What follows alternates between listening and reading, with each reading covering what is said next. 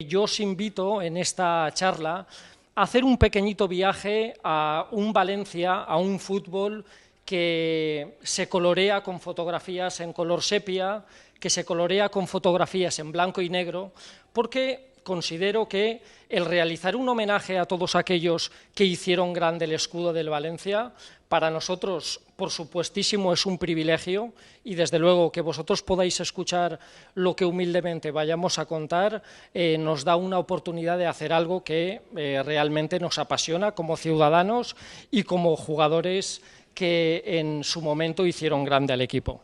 Para hacer un dibujo de cómo se desarrollaba el fútbol a principios del siglo XX en nuestra ciudad, lo que podemos decir es que existían un conjunto de equipos con nombres tan singulares como Eureka, Regional, Lo Ratpenat, Gimnástico, Levante, Hispania y España, que jugaban un campeonato regional que empezaba a familiarizar a la gente de Valencia con un deporte que aquí en nuestra ciudad pues todavía no estaba suficientemente popularizado. Existía junto a todos estos equipos un equipo que se llamaba Valencia Fútbol Club, que a pesar de que no tenía una relación directa con el Valencia que nosotros conocemos hoy en día, sí que su disolución generó la creación de un equipo que se llamaba Deportivo Español y que la disolución de este equipo sí que dio finalmente lugar a la fundación del Valencia que todos disfrutamos actualmente.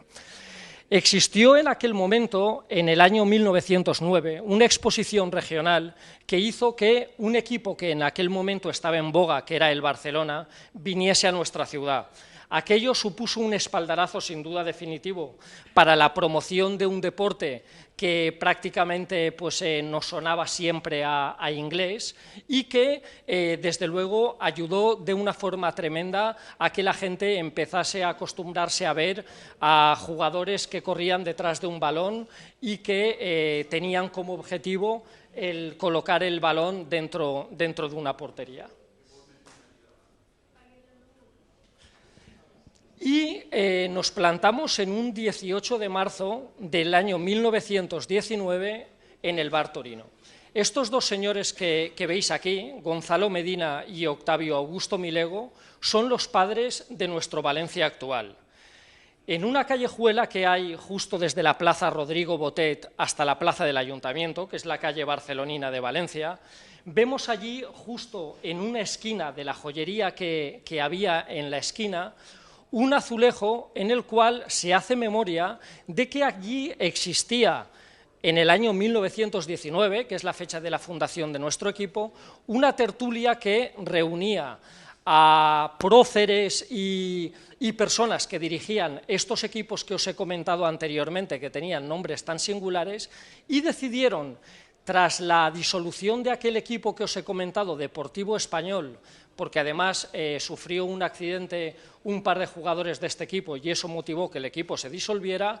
la creación y la refundación de un equipo que con el tiempo se iba a convertir en la institución civil más importante de la Comunidad Valenciana. Estos dos señores, el señor Gonzalo Medina y el señor Octavio Augusto Milego, lanzaron una moneda al aire. El señor Octavio Augusto Milego salió como presidente del club y lo siguiente que hicieron fue elegir cuál iba a ser la indumentaria en la cual iban a desarrollarse en los terrenos de juego los partidos y, como sabéis, el pantalón era negro y la camisola era de color blanco. Y bueno, nos dicen las crónicas que el Valencia, el primer partido que jugó fue en el año 1919 en sede de las fiestas que se celebraron en Castellón. Parece ser que el equipo que era preponderante en aquel momento, que era el Gimnástico, ganó aquel partido por un 1-0 al Valencia, pero en aquel momento se empezó a plantar la semilla de la grandeza del club que posteriormente iba a suceder. Y resulta que en sede de la Feria de Julio de Valencia, en un solar que estaba llamado Algirós, que a la gente le suena por el himno del Valencia, pero que estaba justo muy cerquita de la actual Mestalla, en la esquina de la calle Finlandia con los terrenos del cuartel militar, jugaron el primer partido también contra el Gimnástico, que como digo era el equipo preponderante en aquel momento y que tiempo después se fusionaría con el Levante para fundar aquel equipo que se llamaba Udelaje, y que empataron a 1 según nos dicen las crónicas. El gol, aquel pionero que marcó el Valencia, lo marcó un tal Pepe Llobet. Pero bueno, lo bien cierto es que como en estos primeros años empezaba a arraigar el fútbol, aquello que era un solar se creyó en la necesidad de poder dotarlo de una serie de vallas, de darle una portería reglamentaria, de señalizar lo que eran las líneas de juego, incluso de montar un marcador y un pequeño tenderete para servir horchatas, etcétera, etcétera. Y como la economía en aquel momento del Valencia, como parece ser que es una constante en la historia, pues era bien precaria, uno de los dos próceres que comentábamos que eran los fundadores del Valencia, Gonzalo Medina Pernas, que en este caso hablábamos que era el presidente, se cuenta la anécdota de que puso 25.000 pesetas de su bolsillo para habilitar este terreno de juego, hacer un terreno que fuera practicable, y que tuvo que retrasar su boda durante 2 años porque precisamente aquel dinero lo puso a fondo perdido y hasta 2 años siguientes él no pudo contraer matrimonio pues, con la prometida que tenía en aquel momento. Pero la anécdota es la de que el terreno del campo del Algirós se pudo convertir en algo más parecido a un terreno para practicar el fútbol precisamente por la aportación de don Gonzalo Medina. Y bueno, la verdad es que nos hemos encontrado a lo largo de la historia valencianista con duplas de jugadores que han concitado pues, la división de la grada. Más recientemente podemos hablar de los albeldistas o barajistas, podemos hablar ya en épocas más remotas de los que preferían a Puchades a Pasieguito o de los que preferían a Fuertes a Buqué, y los dos primeros ídolos que tuvo el Valencia en aquellos albores de su fundación pues fueron el señor Arturo Montesinos Montes y el señor don Eduardo Cubells, con el don bien grande, porque Cubells se convirtió con el paso del tiempo en uno de los entrenadores míticos del Valencia y, por supuesto, después se convirtió en uno de los genios de las oficinas, que fue el que consolidó al Valencia en los años 50 como un equipo ya referencia dentro de la Liga Española. Pero lo bien cierto es que las características tanto de Montes como de Cubells eran características muy distintas. Arturo Montesinos Montes tenía el sobrenombre de Tellá. Una tellá en valenciano es como una pedrada seca que a uno le da prácticamente sin que uno se espere esa pedrada, y precisamente hacía referencia a lo duro y a lo seco que podía ser el disparo de Arturo Montes, porque además tenía una corpulencia tremenda y prácticamente pintaba el 1,90 m. Si hubiesen existido estadísticas fiables en aquel momento, seguramente Montes sería el goleador más prolífico de toda la historia del Valencia, pero en aquel momento pues todo lo que eran las estadísticas pues estaba un poco entre algodones. Va tan unida la historia de Cubells como la historia de Montes, ambos nacen en el año 1900 y además se retiran ambos también en el año 1929. A pesar de que entre ellos existía una amistad tremenda, ellos sí que sabían que para fomentar el fútbol en Valencia, el que hubiese una grada dividida y que además ellos fomentaran, aunque fuese casi como una cosa de maquillaje, esa rivalidad, podía hacer que al final el Valencia pues, atrajese a más seguidores, y desde luego lo consiguieron de una forma rotunda. Don Eduardo Cubells, insisto con el don bien grande, tenía como sobrenombre Cucala. Cucala era un guerrillero carlista que parece ser que le gustaba mandar lo que no estaba escrito, y Eduardo Cubells era el verdadero entrenador dentro del equipo, por lo que él realmente la técnica que nos dicen los que vieron el fútbol en aquella época nos hablan de un jugador absolutamente excepcional. Tan famoso era Cubells en su época que existía un montón de publicidad de muchísimos productos publicitarios que tenían su imagen, etcétera, etcétera. Y bueno, el Valencia va creciendo, el campo del Algirós se convierte en algo ya prácticamente obsoleto, y se decide que el Valencia debe tener un gran estadio. A 200 metros del solar donde yo os estaba comentando que se jugaron las 3 primeras temporadas por parte del Valencia, se decide comprar por la cantidad de 300.000 pesetas un estadio que justo iba al lado de la antigua acequia de Mestalla, y es por eso por lo que coge el nombre de Mestalla nuestro querido estadio de fútbol, y se realiza un estadio aproximadamente para 14.000 espectadores. El partido inaugural lo juega el Valencia con el Levante, el resultado en aquel momento fue de 1-0, quien marcó el gol fue Arturo Montesinos Montes, y nos dicen también las crónicas que el primer equipo extranjero que vino a jugar a Mestalla fue un Dundee United, un equipo escocés, que el Valencia perdió 3-0, pero que el primer equipo no valenciano que vino a jugar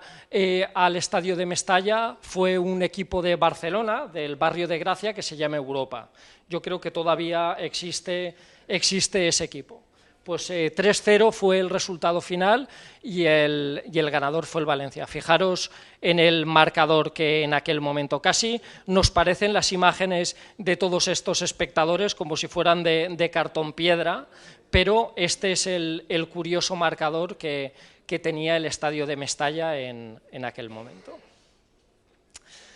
Y bueno, en una época donde don Eduardo Cubells ejercía de entrenador dentro del equipo, lo que a mediados de los años 20 se decide el contratar a un entrenador externo. El señor Anton Fiber, que era un entrenador checoslovaco, fue el primer entrenador oficial que tuvo el Valencia, en 2 épocas distintas además, y a Anton Fiber le sucedieron 3 entrenadores ingleses, James Herriot, Galloway y Greenwell. En una disciplina deportiva como era el fútbol, que obviamente habían creado los ingleses, pues también los ideólogos del fútbol se convertían en ingleses. Entonces, los 4 primeros entrenadores que tuvo el Valencia fueron 4 entrenadores extranjeros, el primero checo, 2 ingleses, James Herriot, que no tenemos la fotografía, pero lo más curioso de esta historia es que Arturo Balsa fue el primer entrenador español que tuvo el Valencia. Este entrenador era un gallego, que además no es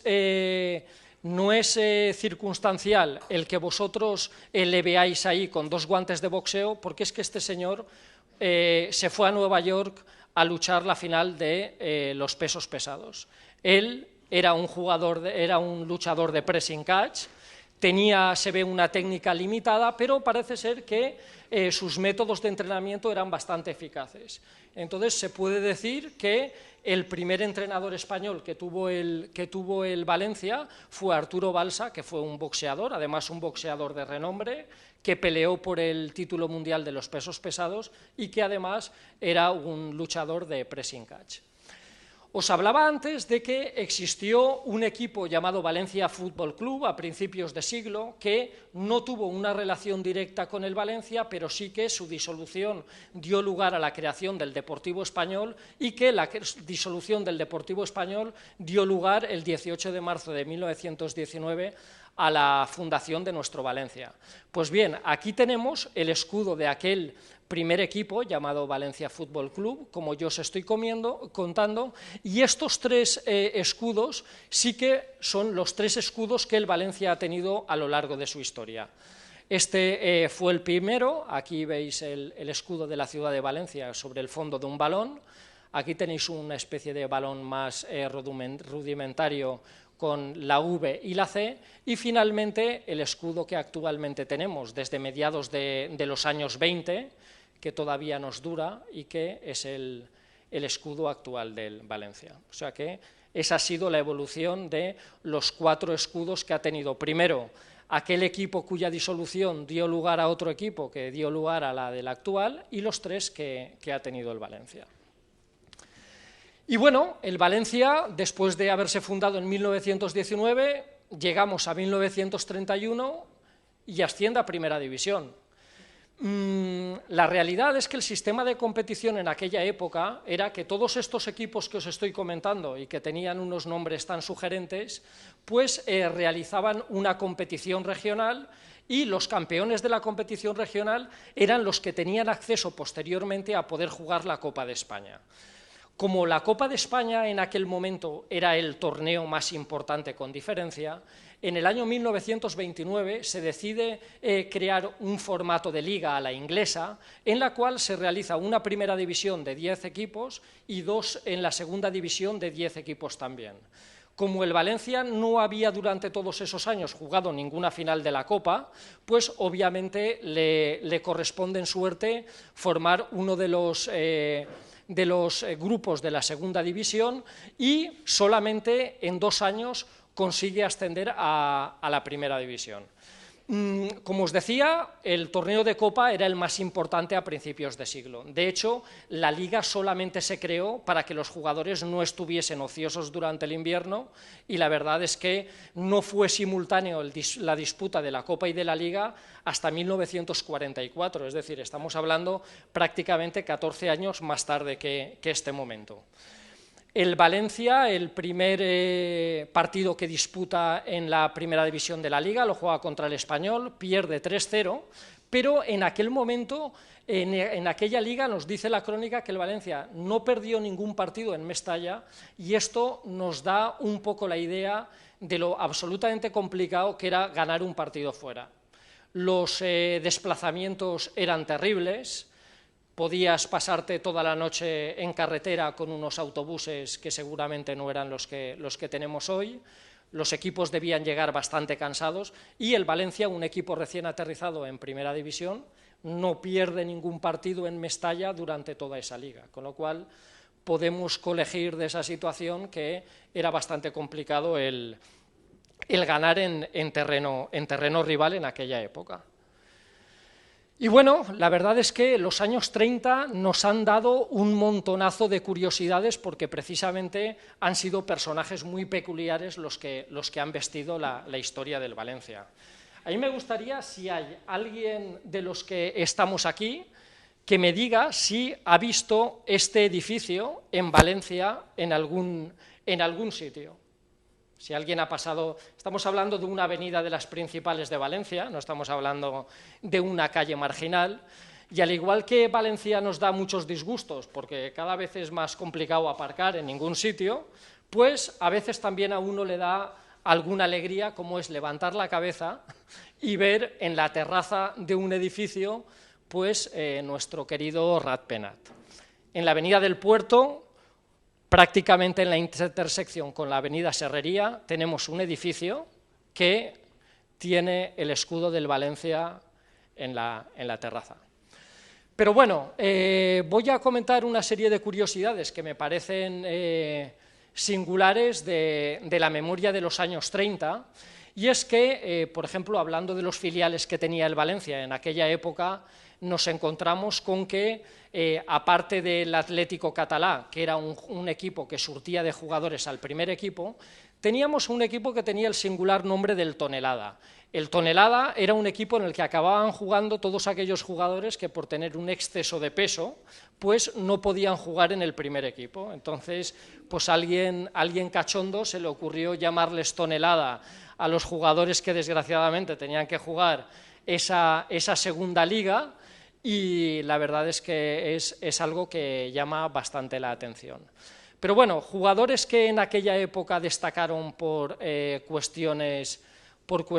muy relevantes, tenemos unos cuantos. Por ejemplo, en la Copa del Rey de 1928 hubo un tal Amorós, que además era un sobrino del gobernador civil que en el año 1865 había derribado la muralla medieval de Valencia. Ante un arbitraje desastroso en el campo del Real Madrid, pues decidió coger al equipo y sacarlo de allí. Es por eso por lo que Amorós, que era el capitán del equipo a finales de los años 20, pasó a la historia. Tenemos el caso de Salvador Molina. Salvador Molina era un personaje tan respetado en su momento que en aquellas algaradas en las cuales ser árbitro se convertía prácticamente en un ejercicio de riesgo, tuvo que entrar con su vehículo en el estadio de Balaídos para sacar de allí al árbitro. Este tal Salvador Molina posteriormente se fue a la Segunda Guerra Mundial y parece ser que murió por un obús que lanzaron los rusos, porque él estaba con un oficial alemán en el cerco de Stalingrado y él estaba haciendo de chofer. Pero Salvador Molina es uno de los jugadores de la época que eran más respetados y es por eso por lo que pudo entrar para recuperar al árbitro, que seguramente estaba en situación de verdadero peligro. Y bueno, también en Balaídos tenemos un jugador que fue bastante conocido en la época, que era Picolín. Picolín también se ve que era un jugador pues, con un carácter bastante especial, y se ve que empezaron, cuando acabó el partido, a perseguir a este señor por todas las calles de Vigo, y la verdad es que al final tuvo que ser auxiliado por la fuerza pública, porque se ve que tenía a un montonazo de gente intentando hacer la justicia, que parece ser que en el terreno de juego no se había podido hacer. Y bueno, tenemos también ejemplos de jugadores, por ejemplo, en el campo del Sevilla, también tuvimos un capitán del equipo al cual se le lanzó un martillazo en la cabeza. Es decir, situaciones que hoy en día nos parecerían dramáticas, pero que en aquel momento, pues bueno, no eran normales, pero sí que uno tenía boletos para que pudiese presenciar este tipo de cosas. Y bueno, nos plantamos en 1936, nos plantamos lo que en un principio parecía un alzamiento que no iba a tener excesiva relevancia, provocó que no se creyese inadecuado que entre equipos del Mediterráneo se creara una Liga del Mediterráneo. Lo bien cierto es que esa Liga del Mediterráneo, que se celebró con partidos clasificatorios, sacó al final a 4 clasificados, como fueron el Gerona, el Español, el Levante y el Valencia, y entre estos cuatro equipos se celebró una competición que era la Copa de la España Libre, que se llamó en aquel momento. Sucede que el Valencia y el Levante llegan a la final, disputándose la final en el estadio del Montjuïc, y el Levante gana por 1-0. ¿Qué consecuencias tiene esto? El Levante es el equipo que se postula como primer ganador de un título nacional en toda España. De hecho, ahí veis la Copa de la España Libre que el Levante tiene en sus vitrinas y que por motivos políticos no había sido reconocido y que llegó a tener alguna especie de petición parlamentaria, que no sé exactamente qué grupo político fue el que llevó esto a sede parlamentaria para que se reconociese ese título. Finalmente creo que fue así, y el título de Copa de España Libre que el Levante consiguió en 1936 parece ser que es el primer título nacional que consigue un equipo valenciano. Y nos encontramos además con la historia del presidente proscrito.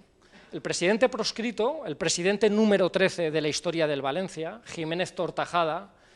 es una historia muy triste y muy curiosa al mismo tiempo. Cuando se produce la guerra civil, de hecho podéis ver en esta fotografía el estadio de Mestalla, que estaba sirviendo como un mitin político para los republicanos,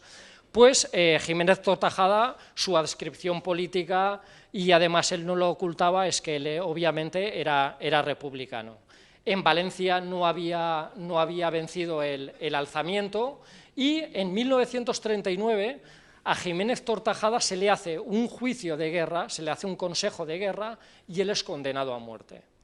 Es condenado a muerte, se le manda al penal de San Miguel de los Reyes, que en aquel momento era el que hacía funciones de prisión en la ciudad, y allí se le tiene hasta que acaba la guerra.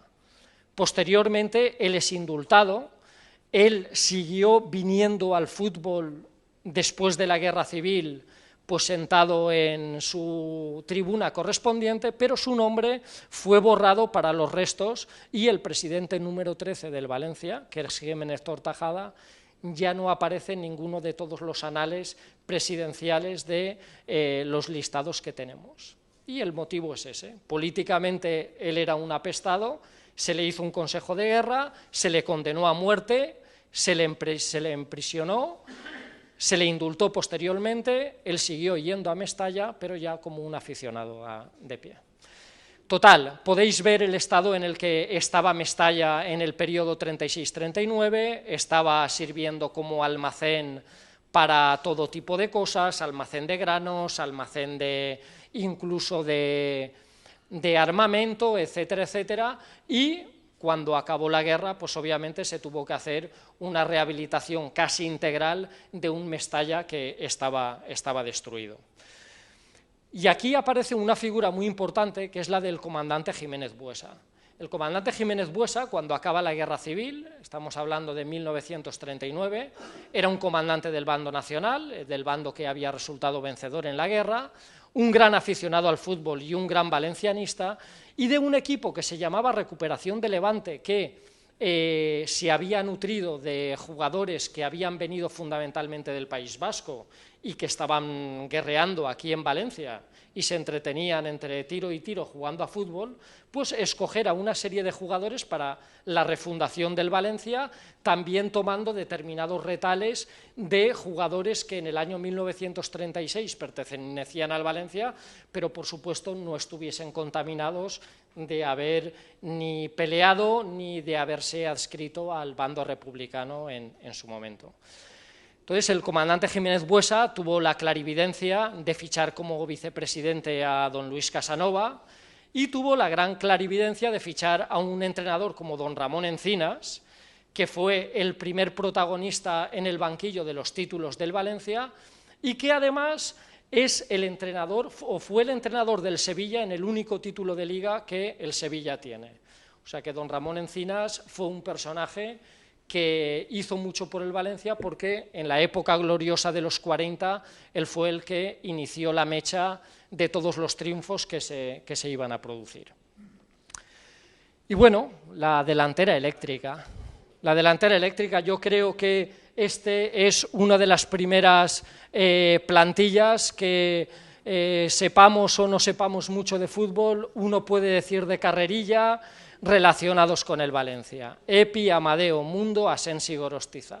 Genios y figuras. Casi 3 vascos y 2 valencianos.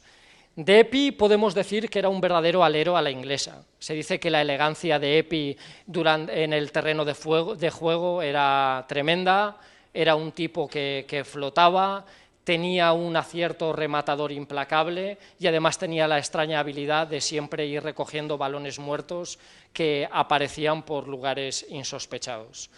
Desgraciadamente Epi, a finales de los 50, tuvo una despedida muy ingrata del Valencia, como después vamos a comentar, pero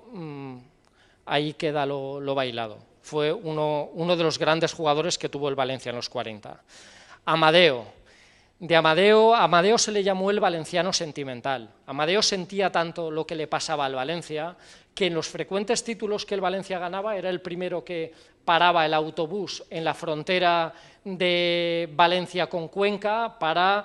arrodillarse en el suelo, besar el piso y donar gracias a la Mare de Déu de que el Valencia había ganado un título más. Él era fundamentalmente el que surtía de balones tanto a Mundo como a Epi para que se convirtiesen en 2 de los grandes goleadores del equipo. Por allá se me oye bien, estoy intentando forzar la voz, pero... Sesembe, vale.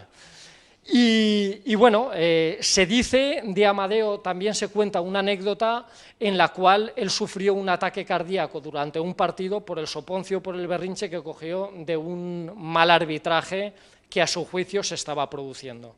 Él después, a lo largo de los años 50, también tuvo algún tipo de cargo directivo en el Valencia y Amadeo fue uno de los grandes de la delantera eléctrica y además valencià. Edmundo Suárez Trabanco, Mundo. Estamos hablando seguramente del goleador más prolijo de la historia del Valencia. 2 veces Pichichi, se dice que es el 5º máximo goleador de la Liga Española junto con Lángara, Puskás, Di Stéfano y Gento, y fue capaz de lograr 85 goles durante una temporada y de marcar más de 200 goles a lo largo de toda su carrera. En definitiva, fue el gran killer que tuvo el Valencia en los años 40. Asensi, de Burjasot. Parece ser que Asensi, sus padres tuvieron que emigrar a Cataluña porque la situación económica de aquella familia no era una situación especialmente boyante, y a él se le encontró jugando en el Sant Andrés, un equipo de la provincia de Barcelona. El comandante Jiménez Buesa se fue expresamente para ficharlo, pero él resulta que tenía una oferta del Betis, y además una oferta bastante suculenta, cuando el Betis era un equipo de los que despuntaba en aquel momento. Se cuenta la anécdota de que el comandante Jiménez Buesa le amenazó a Asensi con mandarlo a servir a África si finalmente no venía y fichaba por el Valencia, cuando parece ser que servir en África debía ser una cosa jodida, ¿no? Entonces parece ser que Asensi no se lo pensó dos veces, fichó por el Valencia e ingresó con honores propios, porque además tuvo una carrera muy longeva, prácticamente hasta el 54, 14 años en la primera plantilla del equipo. Y nos encontramos con Gorostiza, otro que era genio y figura. Gorostiza venía fichado del Atlético de Bilbao y parece ser que era un jugador que tenía problemas de alcoholismo y además problemas graves. Era una persona muy bohemia, no era difícil encontrarle en trifulcas callejeras, pero nos contaba don Ignacio Izaguirre, el gran portero de los años 40, que el disparo de Gorostiza con las dos piernas era algo que él nunca había vuelto a ver, no solo en ningún equipo de los que él hubiese jugado o hubiese dirigido, sino que él no había vuelto a ver. Sobre todo, no nos olvidemos que en aquel momento se jugaba con unos balones que en cuanto se mojaban eran verdaderas piedras, aquello ni botaba, y desde luego nos decía que los jugadores rivales, cuando chutaba Gorostiza, se apartaban directamente del balón porque aquello era un verdadero misil. Se cuenta también una anécdota de Gorostiza, porque no era infrecuente verlo llegar borracho a los partidos. Entonces, en el campo del Sevilla, se dice que cuando fue a chutar un penalti, pues iba tan caliente que en vez de darle al balón, pues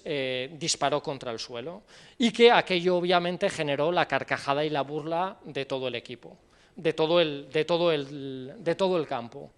Pues bien, después Gorostiza, para enmendar su error, marcó 3 goles, finalmente el Valencia fue el campeón de aquel partido, el vencedor de aquel partido, pero esto nos demuestra que a Gorostiza se le permitía absolutamente todo, porque llegase como llegase, después dentro del terreno de juego se convertía en un verdadero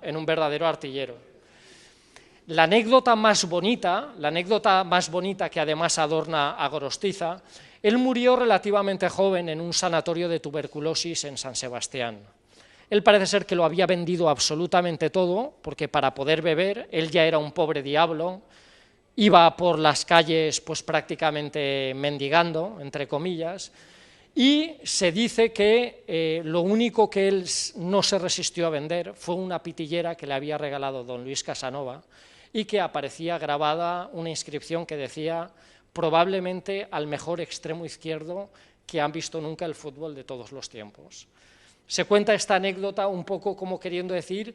que Gorostiza, si hubiese vendido ya eso, ya lo siguiente que hubiese vendido era la lápida de su panteón, y que eso fue lo único que al final conservó como recuerdo sentimental de su época gloriosa, cuando ya, pues desgraciadamente, era una persona que iba arrastrándose por las calles. Y empiezan a llegar los títulos. En los años 40 el Valencia juega 5 finales de Copa y gana 3 ligas. Aquí tenemos a don Ramón Encinas, el entrenador del primer título que el Valencia gana, Y esta primera copa empezó a llamarse ya Copa del Generalísimo, lo que antes era la Copa de España. Estamos en 1941, en los principios del régimen, y consigue el Valencia vencer al Español. En aquella final, pues podéis ver que era preceptivo el saludo fascista, ¿no? O el saludo con el brazo en alto. Y bueno, he colocado esta fotografía pues un poco para reseñar cuál era el preceptivo saludo inicial. En aquel partido se consiguió vencer en la final al Español. El primer título de Liga, bueno, os he enseñado esta especie de caricatura que funcionaba en la época, en la cual tenemos aquí a Izaguirre, este será Álvaro, si no me equivoco, Iturraspe, Lelé, en fin, digo porque creo que no se distingue bien, pero bueno, ya en los cómics de aquella época al Valencia se le representaba como un tema fundamental también en lo que era el grafismo, y esta fue la primera liga en la cual la liga se componía de 14 equipos. Como os he comentado antes, en 1929 se crea un formato de liga a la inglesa con una primera división de 10 equipos y 2 en la segunda división de 10, y la primera liga que se compone de un formato de 14 equipos, en esta liga consigue vencer el Valencia. Hubo además una goleada histórica al Sevilla por un 8-0, una cosa así, pero lo que quedará en los anales de la historia es que el Valencia fue el campeón de liga de la Liga 42, ya con un formato de 14 equipos. Y bueno, la segunda liga llega en el año 1944. Se tuvo que producir el relevo en el banquillo, lo tomó Eduardo Cubells, como os he dicho al principio. Cubells no solamente fue un crack en los terrenos de juego, también lo fue en el banquillo y después lo fue en las oficinas. Pues bien, don Eduardo Cubells, hay una característica que le adorna, y es que él nunca quiso cobrar ni una peseta por todos los servicios que él dio al Valencia, tanto cuando era jugador, como cuando fue entrenador, como cuando se fue a las oficinas, y después vamos a ver alguna anécdota en la cual vamos a ver que a él era al que se le mandaba para hacer fichajes fuera de las fronteras españolas. Entonces, esta segunda liga, que es la que se gana en 1944, tiene a don Eduardo Cubells como protagonista. La prensa de la época acuñó una reseña que se llamaba La maldición de Montjuïc. ¿Qué significa la maldición de Montjuïc? Significa que en el año 1934 el Valencia juega su primera final de Copa del Rey, y a lo largo de la década de 1940 el Valencia juega 5 finales de Copa más, en el 41, 44, 45, 46 y 49. La maldición de Montjuïc significa ni más ni menos que las 4 finales que el Valencia jugó en el campo de Montjuïc, las 4 finales las perdió. Y en cambio las 2 finales que jugó en el estadio de Chamartín, la de 1941 contra el Español y la de 1949 contra el Athletic de Bilbao, esas fue las que el Valencia ganó. Entonces, de esas 6, es por eso por lo que se acuñó el sobrenombre o la reseña de La maldición de Montjuïc. Allá donde el Valencia se iba a jugar una final de Copa y se llamase Montjuïc el campo, el Valencia la iba a perder indefectiblemente. Aquí tenemos al gran Juan Ramón, el gran capitán del equipo del Valencia de los 40, y también tenemos una fotografía de la época, precisamente de una de las finales que el Valencia perdió contra el Athletic de Bilbao, donde aparecen también con los brazos en alto. La tercera liga, que es la que tiene el Valencia en los años 40, se produce por una extraña carambola. Se tenían que producir 3 resultados coincidentes para que el Valencia, a igualdad de puntos con el Atlético de Bilbao y el Atlético de Madrid, consiguiese ganar. El Valencia le ganó 6-0 al Sporting de Gijón, el Valencia hizo su trabajo. El Deportivo de La Coruña, que ya estaba descendido, consiguió que en San Mamés no le ganara el Atlético de Bilbao y empataron, y además el Atlético de Madrid no le pudo ganar al Real Madrid en el Metropolitano, con lo cual, con un triple empate de puntos y habiéndose producido esta triple carambola en la cual el Valencia ganó y en cambio no fueron capaces de ganar ni el Atlético de Madrid ni el Atlético de Bilbao, el Valencia se anota su tercera liga en la temporada 46-47. Y nos vamos a 1949. Fijaros el autobús del Valencia, lo que podía ser aquello en el año 1949 e incluso antes, por aquellas carreteras de Dios. Imagino que las comodidades que podía tener este autobús, bueno, no sé si es un autobús, un camión o qué, encima con el equipaje sobre la vaca del equipo, y el Valencia, el último y quinto de los títulos que gana en la década de los 40, es en el año 1949, en una final contra el Atlético de Bilbao, y en la cual Epi marca el único gol, ganando por 1-0 el Valencia, y precisamente después de ese gol se produciría lo que yo he llamado la desbandada ingrata que vamos a ver a continuación. Pero este es el último título, la segunda copa en el año 1949 y el quinto título que el Valencia consigue en la década de los 40. Os hablaba de la desbandada ingrata a la Real Sociedad. 3 jugadores que habían sido señeros en el Valencia de los años 40 se marchan del equipo y se marchan los 3 a la Real Sociedad. A Igoa lo conocemos bien aquí en la zona porque él vivía en Catarroja, él vivía en el Carrer Major de Catarroja, jugó en el Catarroja como jugador de campo. Y cuando hablo de la desbandada ingrata a la Real Sociedad, es que, como premonizando un cambio de ciclo, estos 3 jugadores que habían sido tan importantes se marchan, unos por la puerta falsa y otros despidiéndose de la afición, al equipo de la Real Sociedad. Igoa se le llamó el sexto eléctrico, no en vano fue capaz de conseguir 97 goles en su carrera con el Valencia, pero la verdad es que era un tipo bastante introvertido. Su despedida del Valencia fue absolutamente por la puerta falsa y se dice que, habiendo sido padrino del hijo de Monzó, que fue otro jugador señero del Valencia de la época, ni siquiera tuvo la decencia de despedirse de ellos. Se le firmó un contrato con la Real Sociedad, don Luis Casanova, porque era como era, no peleó esta vulneración del derecho, e Igoa se fue a la Real Sociedad.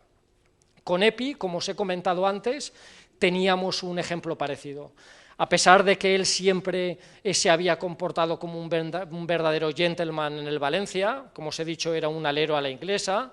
con un cabeceo portentoso con balones suministrados por Amadeo, pues se hizo un plante con una reivindicación salarial al Valencia, se le hizo un pulso a don Luis Casanova, y Epi también desapareció del equipo, teniendo contrato en vigor con el Valencia y yéndose nuevamente a la Real Sociedad. Como excepción a una desbandada ingrata tenemos a don Ignacio Izaguirre. Ignacio Izaguirre, genio y figura. Don Ignacio Izaguirre es bien conocida su historia porque ha venido muchísimas veces aquí a Benetúser, porque era muy amigo de Raga, el del Molí. Y la prensa de la época de Izaguirre hablaba como Izaguirre y 10 más. Es decir, tanto su jerarquía dentro del terreno de juego como la jerarquía que tenía fuera hicieron de Izaguirre el verdadero líder de este Valencia de los 40. A pesar de que su debut no fue excesivamente exitoso, porque debutó en Chamartín contra el Real Madrid y le marcaron 5 goles, inmediatamente él fue sustituido por un guardameta que fue además el que jugó la primera Copa del Rey, la final, y que se llamaba Pío. Existe una anécdota que nos dice que Izaguirre, para volver a recuperar la titularidad dentro del Valencia, se dice que se fueron a jugar contra el Athletic de Bilbao en San Mamés, y el padre de Pío era carnicero. Total, a todo el equipo les invitó a una torra de chulles de la época, imagino, y parece ser que a su hijo le sentó mal aquello, que sufrió una indigestión o lo que fuera, y fue cuando Izaguirre volvió a recuperar su titularidad, en una titularidad que no iba a abandonar hasta que él se despide definitivamente del Valencia. La Copa Eva Duarte Perón y las equipaciones antiguas. La Copa Eva Duarte de Perón fue el precedente de la actual Supercopa. La Copa Eva Duarte de Perón había sido un torneo que en Argentina había instituido el San Lorenzo de Almagro y que precisamente era una eliminatoria, al igual que hoy, entre el campeón de Copa y el campeón de la Liga. Pues bien, en el año 1949-50, el Valencia, por ser campeón de la Copa del Generalísimo vigente, se va a Chamartín a jugar contra el Barcelona, que era el vigente campeón de Liga. Pues bien, lo bien cierto es que acaba el tiempo reglamentario con un empate a 4 goles y en la prórroga, en un partido que las crónicas nos hablan de que fue absolutamente épico, consigue marcar 3 goles más y el Valencia gana esta Copa Eva Duarte de Perón en 1950, que, como os digo, es el antecedente de la actual Supercopa.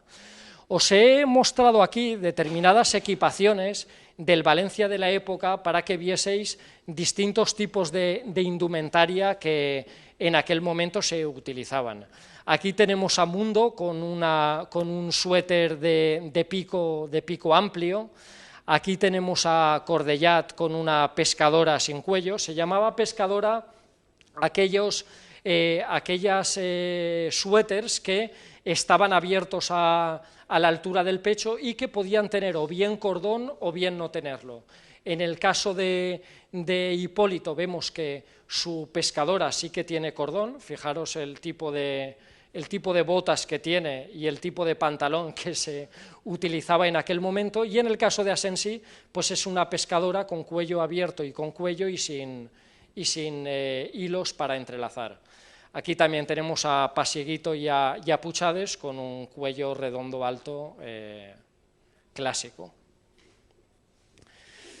Los otros héroes. Hablo de los otros héroes para significar que no solo con la delantera eléctrica, no solo con Igoa y no solo con Eizaguirre, el Valencia se hizo grande. Tenemos a 5 jugadores como fueron Álvaro, Bertolí, Juan Ramón, Lelé y Monzó, que fueron los escuderos indispensables para que aquel Valencia se hiciese grande. Entonces aquella alineación que ya pasó a la historia de Eizaguirre, Álvaro, Juan Ramón, Lelé, Bertolí, Turraspe, Amadeo Mundo, Asensi y Gorostiza, fueron obviamente acompañados por estos jugadores, y especial incidencia tuvo Juan Ramón. Juan Ramón fue llamado el gran capitán en aquel momento, un defensa de raza, vasco también, y que desde luego ya solo la cara de padrone de la Cosa Nostra casi que a uno le daba pánico. Un defensa de los duros y que además de los que tenía jerarquía para chillarle a cualquiera de todos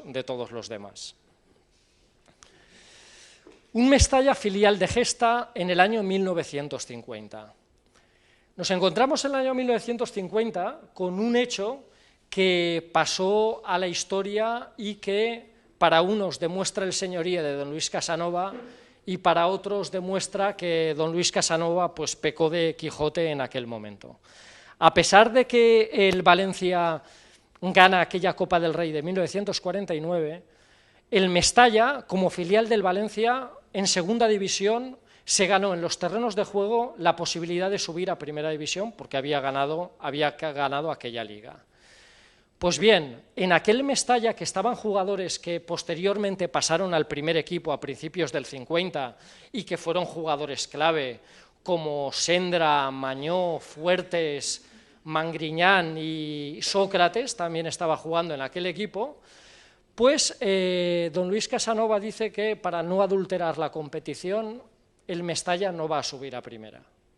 Total, aquello a nivel mediático supuso un golpe en Valencia, porque obviamente habían detractores de aquella postura, había gente que estaba a favor y se vertieron ríos de tinta, pues tanto en favor de una postura como criticándola. Pero lo bien cierto es que don Luis Casanova dijo el Mestalla no sube y el Mestalla no subió.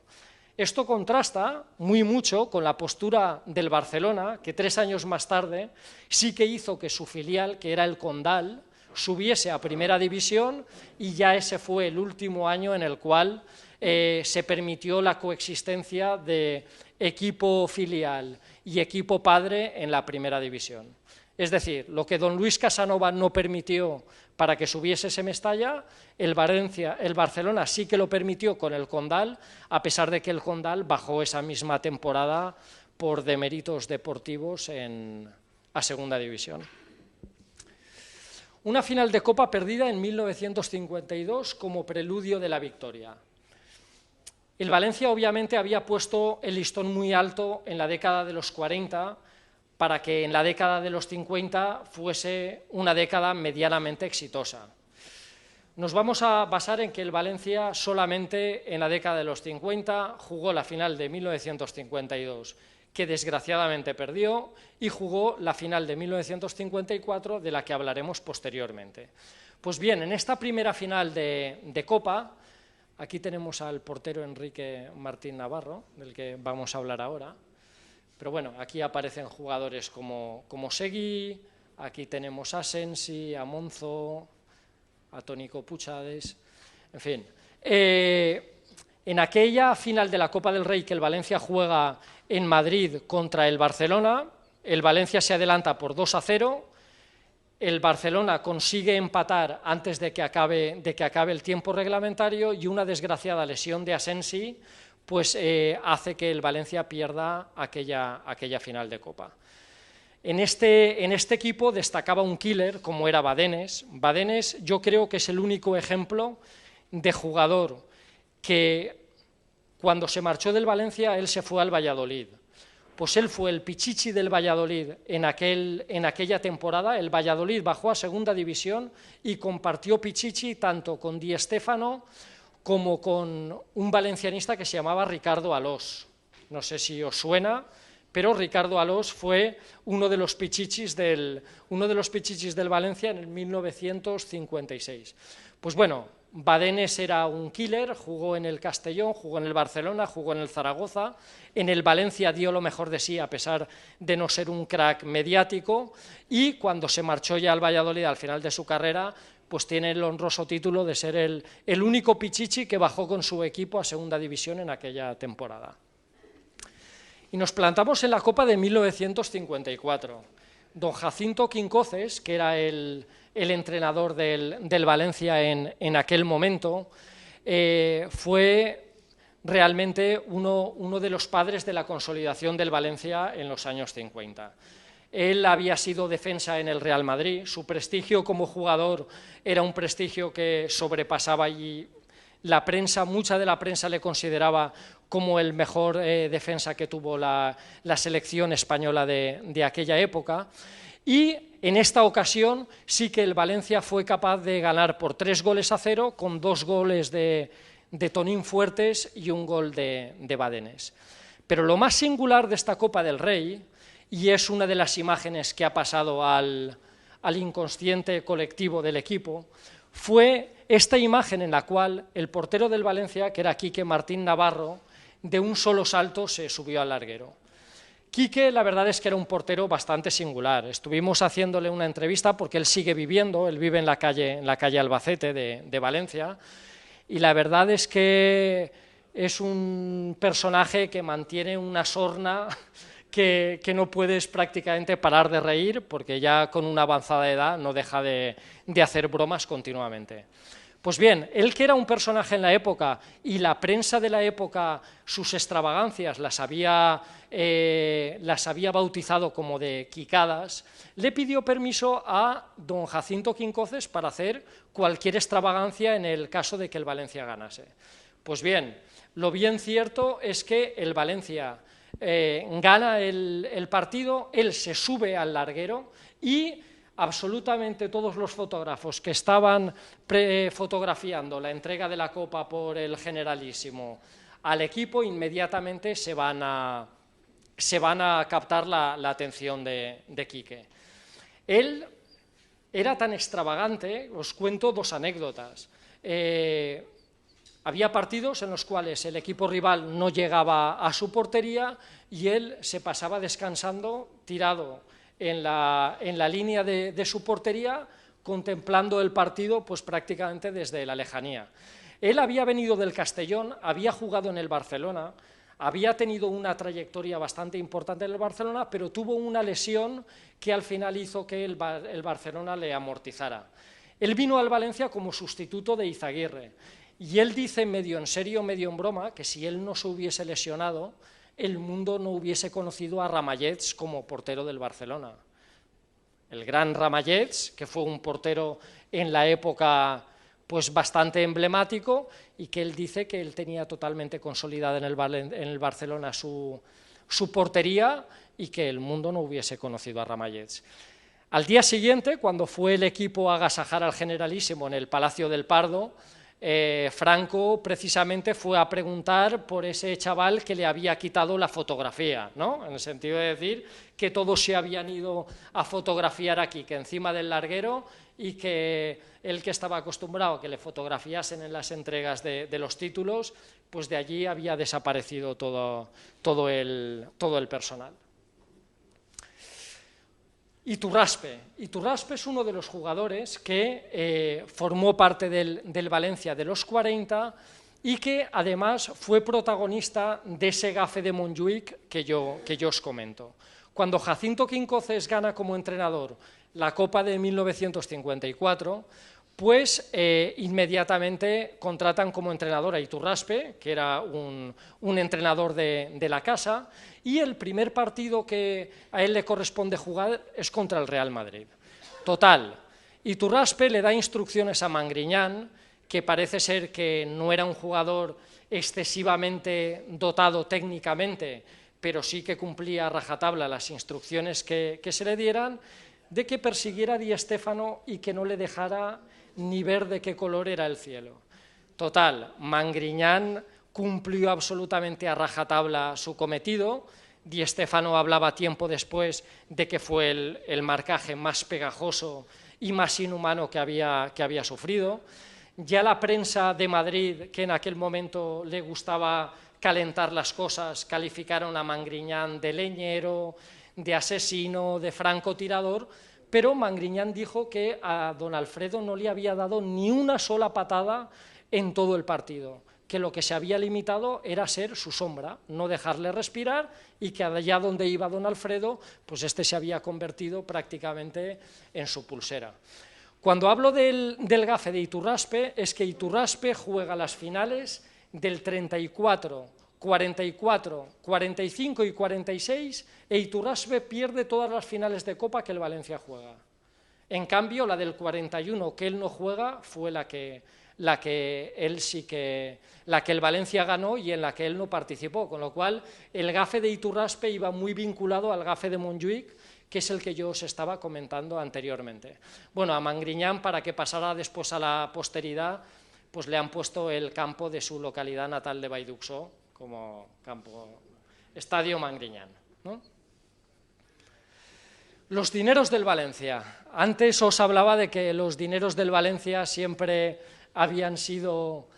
algo controvertido prácticamente en cualquier época, y el Valencia realiza dos emisiones de obligaciones, una en el año 32 y otra en el año 54, la del 54 para financiar la nueva grada del Estadio de Mestalla y la del 32 para consolidar al Valencia pues dentro de la incipiente élite que se tenía.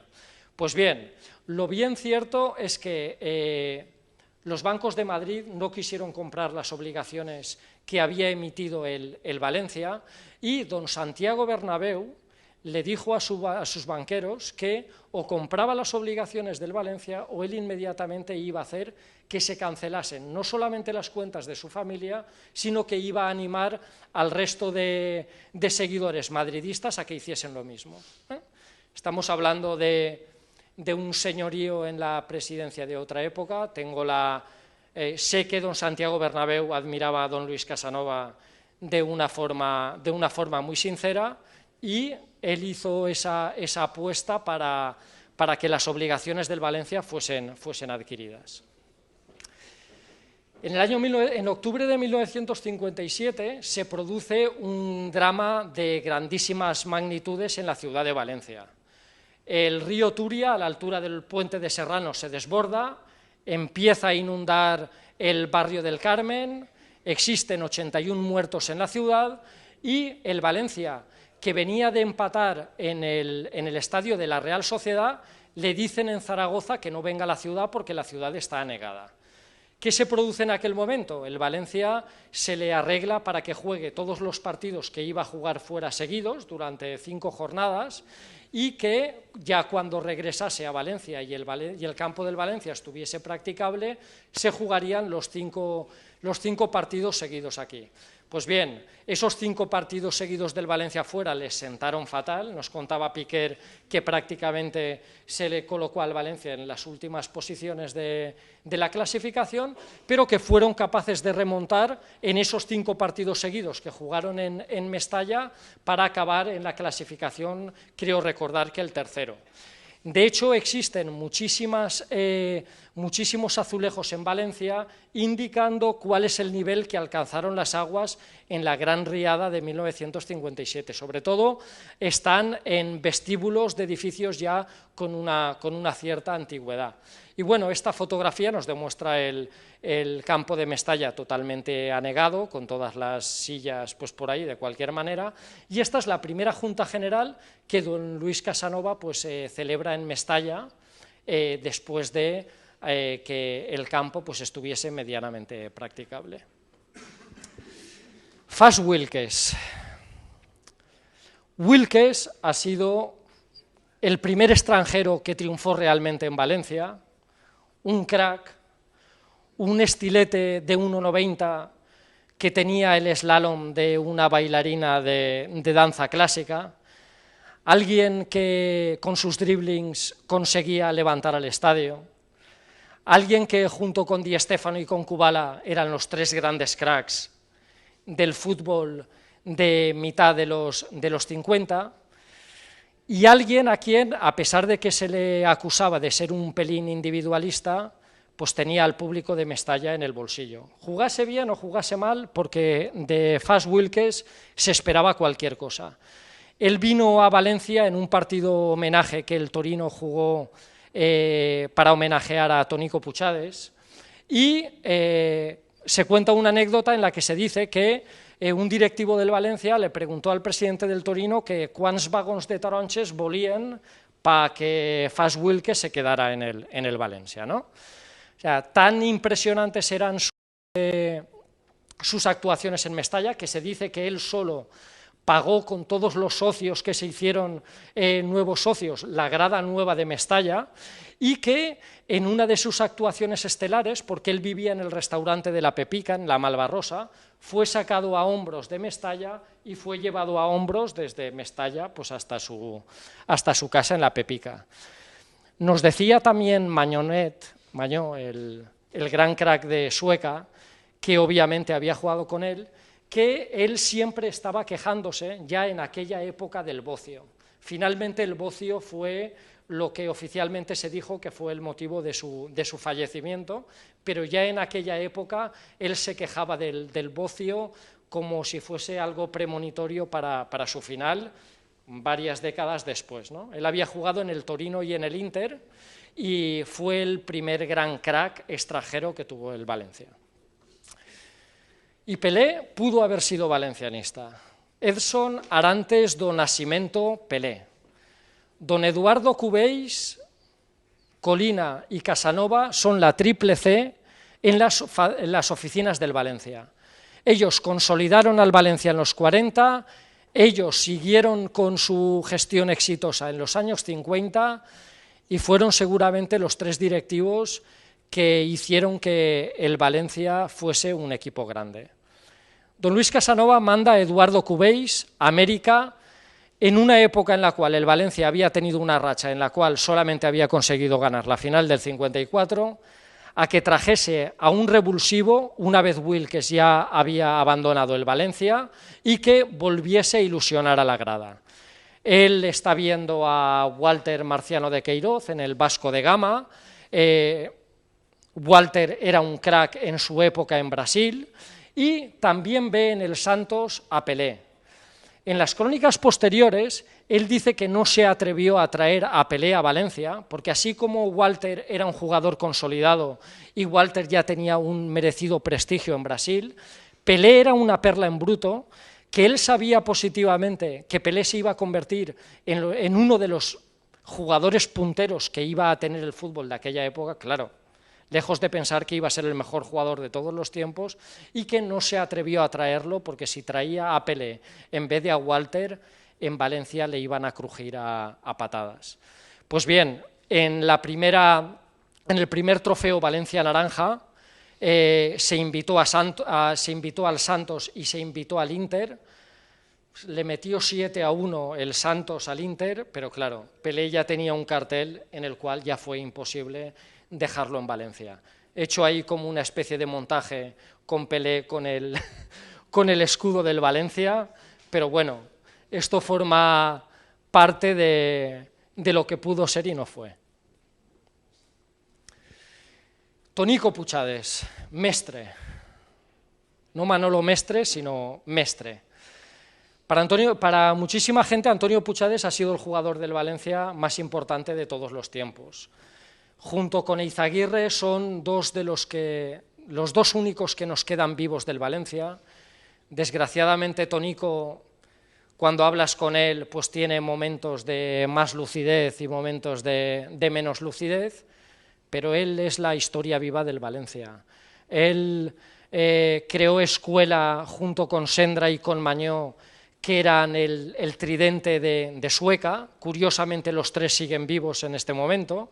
y se montaban en su topolino para ir a Valencia a entrenar, y les cortaban siempre la intersección entre la avenida, entre la calle Játiva y la calle de San Vicente, para que precisamente ellos pasaran en olor de multitudes. Tonico paraba con el topolino, le daba 2 entradas al guardia y seguían su camino. De Tonico se dicen muchas cosas. Era bailongo, era fumador, es bromista. Se dice que además era daltónico y que alguna vez, precisamente por no distinguir bien el equipaje rival, se consiguió que el equipo rival cambiase de indumentaria. Se le nombró el mejor defensa central del Mundial de Brasil de 1950. Tenía la extraña habilidad, era muy perezoso en los entrenamientos, pero tenía la extraña habilidad de que cuando el campo estaba encharcado, él salir del campo sin una motita de barro, y precisamente decía porque él estaba acostumbrado a andar entre arrozales y que aquello pues había forjado su carácter. Se retiró a los 33 años, muy joven, víctima de una ciática. Él no se quiso nunca operar y ha quedado en los anales de la historia pues como Tonico Puchades, genio y figura. ¿Y qué decir de don Luis Casanova, de President? Don Luis Casanova, un señor en la presidencia valencianista, llega al Valencia en 1941, se marcha del Valencia a finales de los 50, junto con Colina y Cubells son el tridente que consiguen que el Valencia en los despachos sea un equipo grande. Este era de los entrenadores, de los presidentes respetados en todo el mundo. Este era de los presidentes que no se sentaba en tribunas, sino que bajaba al banquillo a estar al lado de los jugadores. Este era de los presidentes que presentaba la dimisión en cada junta general porque decía a partir de los 40 que su mandato ya había acabado y que poco más podía aportar al Valencia. Y este es el presidente que, cuando se cambió de nombre al estadio Luis Casanova por el estadio de Mestalla, creo que por humildad hasta respiró tranquilo. Imaginaros en el Madrid que se cambiase el nombre del estadio Santiago Bernabéu por estadio de la Castellana o de Azca o no sé qué. Pues bueno, aquí en Valencia permitimos que por mucha acequia de Mestalla que pasara al lado de Mestalla, a don Luis Casanova, que es de President, se le quitase el luminoso de la fachada de la avenida Suecia. Jugadores que marcaron una época, no podemos hablar de todos, hablamos de Badenes, os he dicho que era un killer, Buqué, se le acusaba muchas veces, eres más lento que Buqué, pero, en fin, un artista del balón.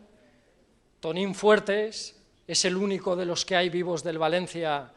que no hemos podido tener una entrevista con él porque se dispersa, ni a través de Pepe Baello, ni a través de Guillot, ni a través de nadie. Pasieguito, genio y figura, qué decir de Pasiego, también fue entrenador del Valencia años después. La tripleta de Sueca, Mañó, Sendra y Puchades, el sobrino de don Jacinto Quincoces, parecido a Manolete y Adrien Brody, es igual, Seguí y Sócrates. Sócrates siempre se quejó de que tuvo una despedida del Valencia y que no se le hizo un partido homenaje. Y Seguí siempre se fichaba un lateral izquierdo para sustituirle y al final siempre acababa jugando Seguí. Esa era la maldición de Seguí, que también se dice, y que también ha pasado a la historia. Bueno, unos cracks, los 8 no, los 10. Walter Marciano de Queiroz. Hablábamos de que Eduardo Cubéis se había ido a Brasil a fichar a un crack y que trajo a Walter Marciano de Queiroz. Pues bien, Walter, que nunca llegó a triunfar realmente en el Valencia, él tenía una talla física de 1,68, a pesar de que le adornaban unas cualidades técnicas brutales. ¿Habéis visto jugar a Walter? A pesar de que le adornaban unas cualidades técnicas brutales, nunca llegó a despuntar. Se dice que la sombra de los brasileños que aparecen y desaparecen, pues le perseguía, pero lo que sí que es verdad es que él estaba muy asentado en Valencia y que él montó aquí algún negocio y que tenía la idea de que cuando abandonara el equipo quedarse a vivir en la ciudad. Bueno, el carácter de Pasieguito era totalmente contrario al de Walter y parece ser que habían unas trifulcas entre ellos cuando Pasieguito, que le gritaba hasta a don Luis Casanova, desaparecía del terreno de juego y se ve que al pobre pues lo tenía machacado. Pero bueno, lo bien cierto es que Walter Marciano de Queiroz, que se le firma del Vasco de Gama, protagoniza la primera de las grandes tragedias que le sucede a un jugador valencianista. Hablamos de que era el cumpleaños de Coll. Coll y Ribelles eran dos jugadores que habían venido al Valencia en un canje con un portero que se llamaba Pesudo. Y parece ser que era el cumpleaños de Coll y que se iban a la Clemencia en el Perellonet para celebrar el cumpleaños de Coll. Walter se dice que no quería ir porque su mujer había recién dado a luz su segunda hija, pero bueno, que al final le convencen y se van en dos coches. En un coche iba Sócrates, Walter y... Bueno, y en otro coche iban Fuertes, Mestre, Ginesta, bueno, el propio Coll iba en el coche de Walter, Piquer iba en el coche que llevaba a Ribelles y que llevaba también a Fuertes y a Mestre, y nada, llegan, comen tranquilamente y cuando se tiene que producir el regreso, un coche se lleva a acompañar a Sendra a Sueca, en ese coche iba Piquer y en el restaurante se quedan Fuertes y Mestre. Total, en el coche que iban Coll, Sócrates y Walter, en la llamada curva de la muerte, por un exceso de velocidad, Walter se escapa con su coche y colisiona con un camión de Pepsi Cola que estaba circulando normalmente por su sentido.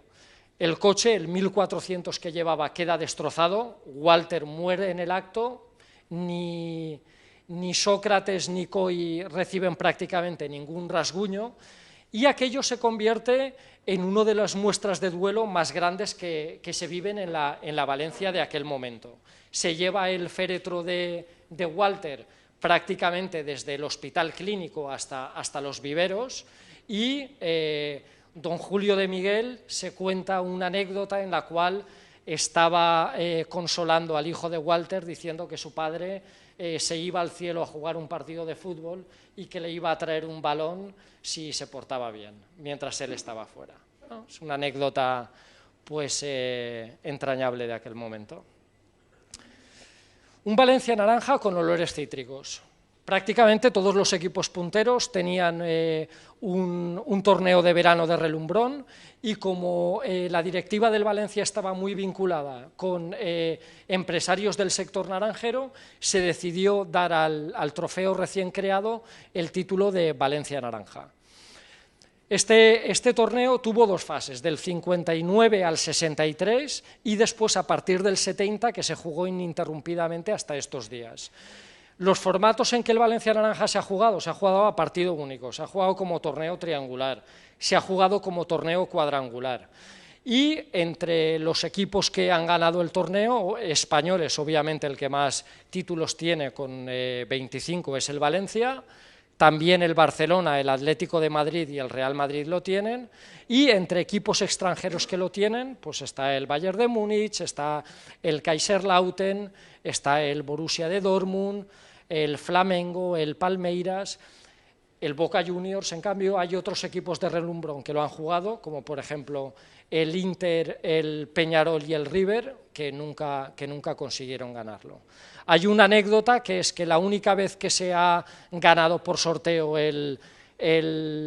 Valencia Naranja fue con una moneda en triple empate que jugó el CSKA de Moscú contra el Valencia, y que finalmente pues se llevaron los rusos.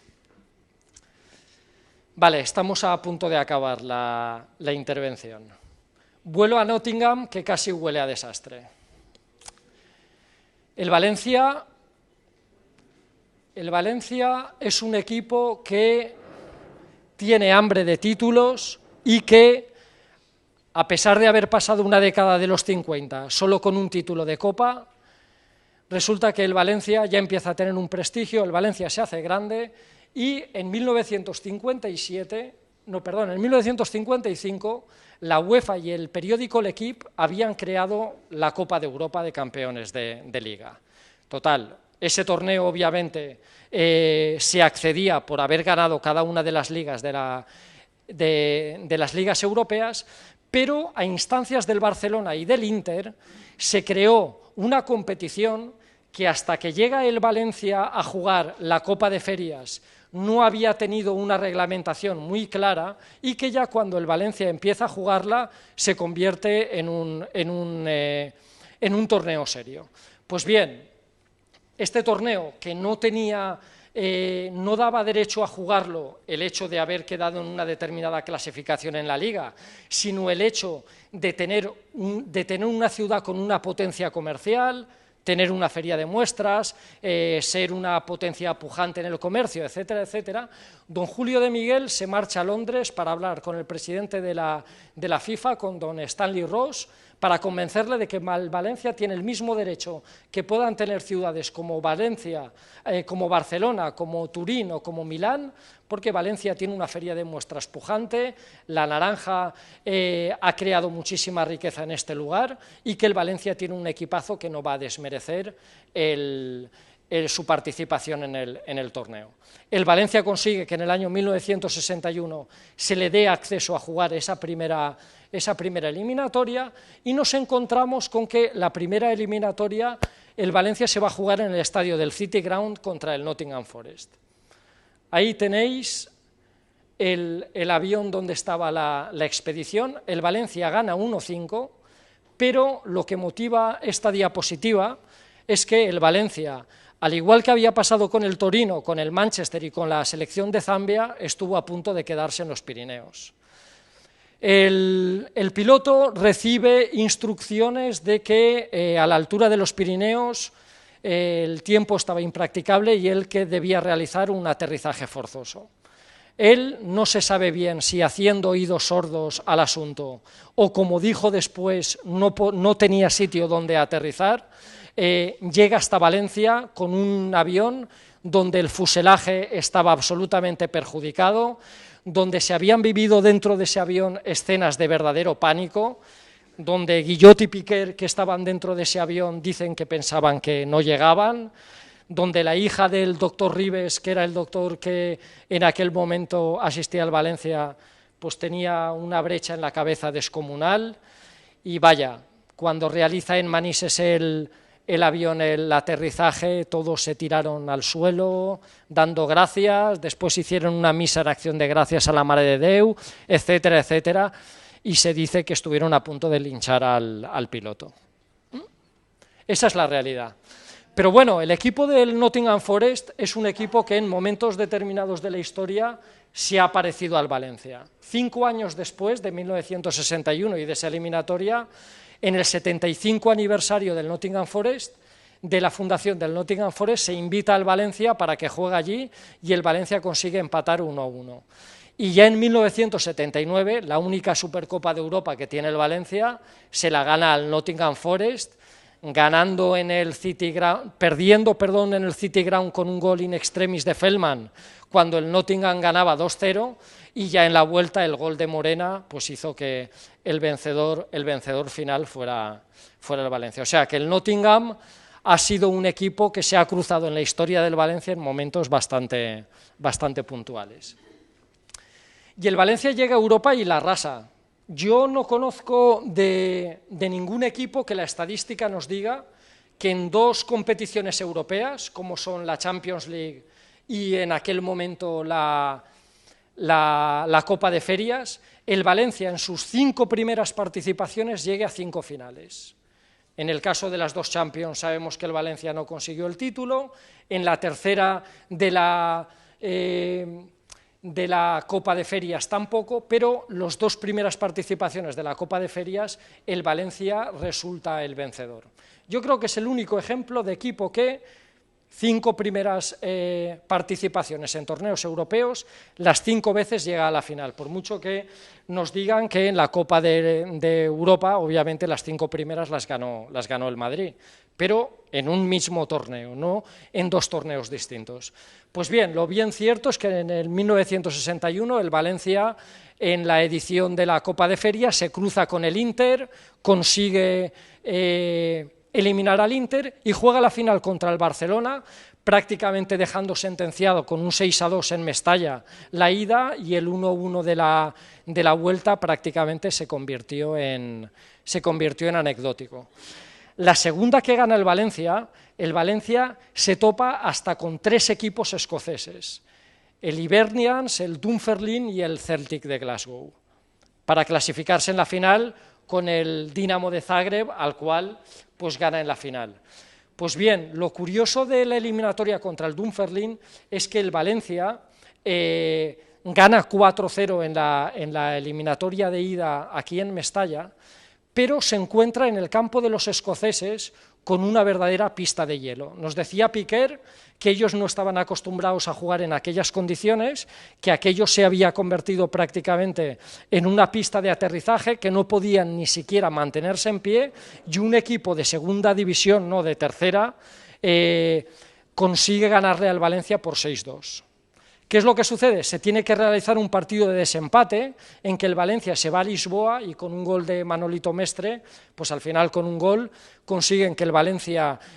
pase la eliminatoria y al final llegue a la final para ganarle al Dinamo de Zagreb.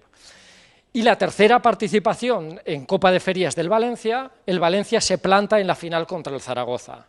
Aquel Zaragoza de La Petra y compañía. Y Piquer se quejaba amargamente de que Mundo, que era el entrenador del Valencia en aquel momento, no lo hubiese querido poner.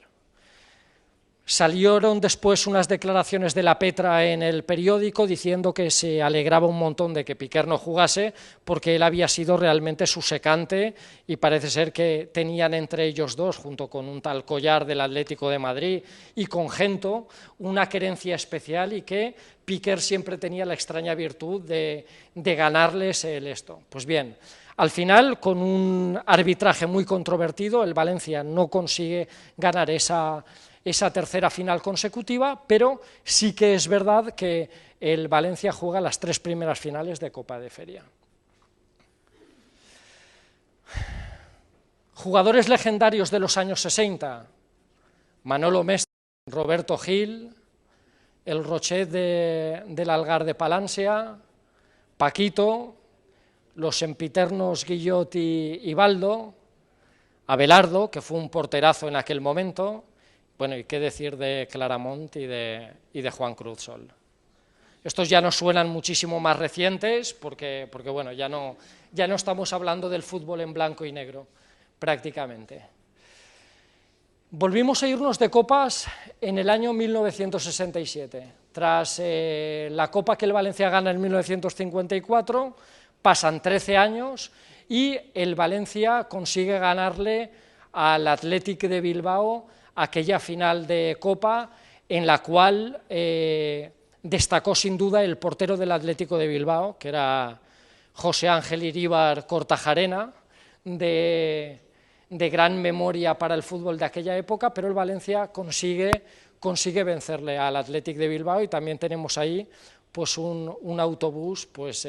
singular, pero ya de finales de los 60.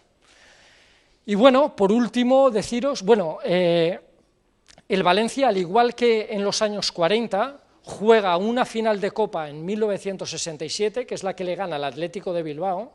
pero después pierde 3 finales de Copa seguidas, porque tanto la final del 69, 70 y 71, el Valencia las pierde contra el Real Madrid, Barcelona y Atlético de Madrid. Entonces, prácticamente la historia se repite a finales de los 60 de lo que había sucedido a mediados de los años 40, y para que el Valencia vuelva a conseguir una liga 24 años después de que había conseguido la anterior, se tuvo que producir la carambola de que el Valencia se va a jugar a Sarriá, pierde por 1-0, pero en cambio ni Barcelona ni Atlético de Madrid son capaces de ganar el partido que les enfrenta, empatan a 1 y ahí se acaba la historia. Y bueno, ahí tenemos todos los títulos que actualmente tiene el Valencia en sus vitrinas. Espero haber contado cosas que por lo menos os hayan parecido curiosas de nuestra historia, pero lo más importante, o el mensaje más importante que yo quería trasladaros, es el siguiente. El sentimiento valencianista y el sentimiento que tenemos los que sentimos muy dentro al Valencia, cuando el Valencia gana su primera Champions en aquel partido de Málaga en el cual marca Ayala y Fabio Aurelio, etcétera, etcétera,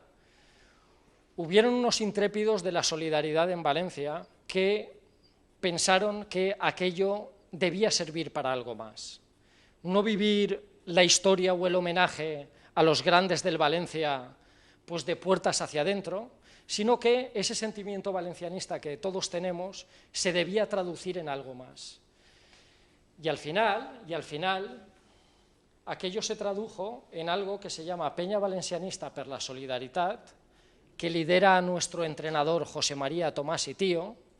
y que al final hace que ese orgullo que todos nosotros tenemos por este murciélago que a veces vuela alto, otras veces vuela bajo, que nos da disgustos muchas veces, pero muchas veces nos hace soñar también, el pensar que ese sentimiento podemos trasladarlos a sitios donde la educación es precaria, donde la sanidad es precaria, donde no hay campos de fútbol en condiciones para que la gente practique deporte, y que nosotros tenemos una oportunidad de decirle al mundo que con el escudo del Valencia se pueden hacer muchísimas cosas en Centroamérica y se pueden hacer muchísimas cosas en África. A lo largo de todo este tiempo, nos hemos gastado más de 300.000 euros, que son 50 millones de las antiguas pesetas, en multitud de proyectos en Mozambique, en Somalia, en Senegal, en Paraguay. Precisamente el desgraciadamente fallecido Lobo era uno de nuestros capitanes en Paraguay y, por supuesto, en Guatemala, Nicaragua y otros países. Entonces, quiero deciros que, aparte de lo curioso que pueda haber sido algunas de las anécdotas que he contado, que sepáis que toda Valencia debiera sentirse orgullosa de que existe una ONG vestida o disfrazada de Peña Valencianista, que estamos haciendo un montonazo de cosas en países en los cuales pues, cada día es un ejercicio de supervivencia y que esto es algo que merece muchísimo la pena, que tenga muchísima difusión y que la gente lo conozca.